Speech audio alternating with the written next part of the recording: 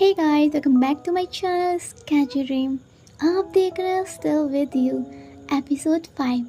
और अगर आपने इसका प्रीवियस पार्ट नहीं सुना है तो पहले उसको जाके सुनिए एंड देन स्टोरी कंटिन्यू करिए। ओके, तो चलिए स्टार्ट करते हैं स्टोरी को। तो सीन स्टार्ट होता है सियोल म्यूज़िक यूनिवर्सिटी से। शाम हो चुकी थी।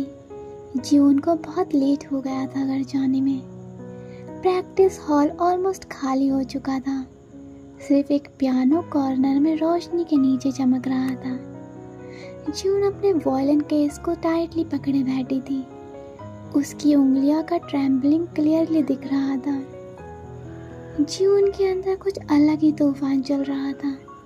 उसकी आंखों के सामने बार बार हानिल का चेहरा आ रहा था। उसकी वो कंपोज से स्माइल, उसका वो बिना बोले चुपचाप देखना, और सबसे ज़्यादा वो प्रॉमिस जैसा फील जो उसने बिना कुछ बोले दिया था। जून अंदर ही अंदर कहती है, क्यों मैं इतनी शेक हो रही हूँ? ये सिर्फ एक प्रैक्टिस पार्टनर है, बस एक म्यूजिशियन, बस इतना ही तो है ना। तो फिर उसके बिना मेरी हार्ट बीट क्यों डिस्टर्ब हो जाती है? तभी हॉल का दरवाज़ा धीरे से खुलता है। हानियल वहाँ आता है, कैजुअल ब्लैक हुडी और मेसी हेयर के साथ। उसने जियोन को देखा और बिना कुछ बोले उसके अपोजिट चेयर को खींचकर बैठ गया। साइलेंस, सिर्फ उनकी ब्रीथ और बाहर की हल्की बारिश की आवाज़। देन नेक्स्ट सीन में हानियल सॉफ्टली हल्की स्माइल के साथ कहता है, ट्राई करना चाहोगी एक और बार? जियोन हेजिटेंट थी, बट उसने अपना वायलिन निकाला।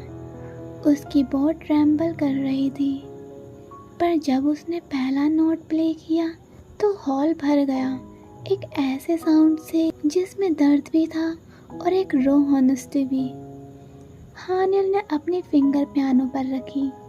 उसने उसके नोट के बीच एक सॉफ्टली हारमोनी डाला, जैसे दोनों के सुर एक दूसरे को संभाल रहे हों।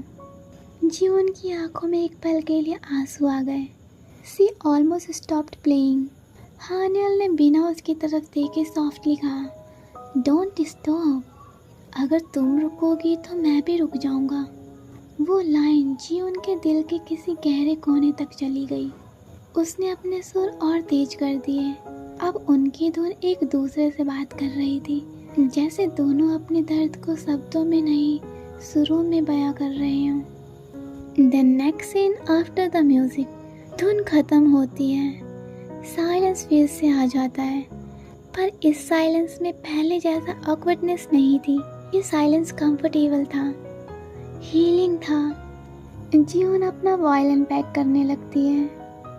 हानियल उसे कैजुअली देखता है, पर उसकी आंखों में वो सॉफ्टनेस क्लियरली दिखती है जो वो कभी वर्ड्स में नहीं दिखाता।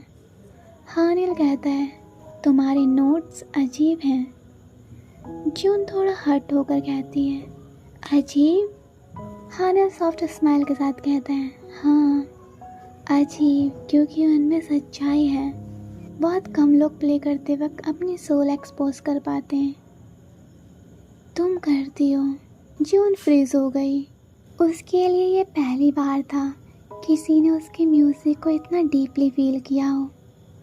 उसने बस हल्का सा थैंक यू बोला और अपना बैग उठाया, पर जैसे ही वो डोर की तरफ बढ़ रही थी, हानियल की आवाज़ पीछे से आई, जीवन। जीवन ने रुककर उसकी तरफ देखा।